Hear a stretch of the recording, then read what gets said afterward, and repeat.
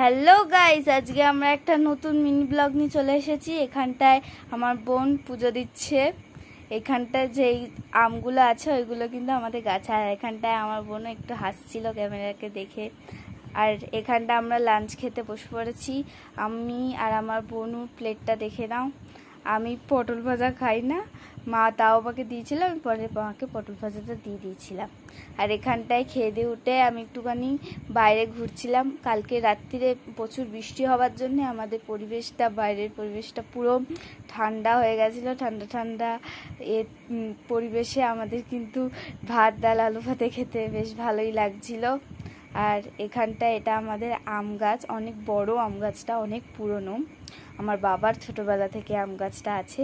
আর এটা আমাদের বাড়ির সামনেটা আমি দেখেছিলাম আগে অন্য মিনি ব্লকে।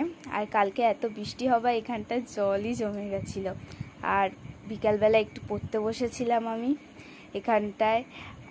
পড়তে বসেছিলাম। মিনি ব্লগটা এতটাই ভালো লাগলে লাইক কমেন্ট শেয়ার করে দেবেন।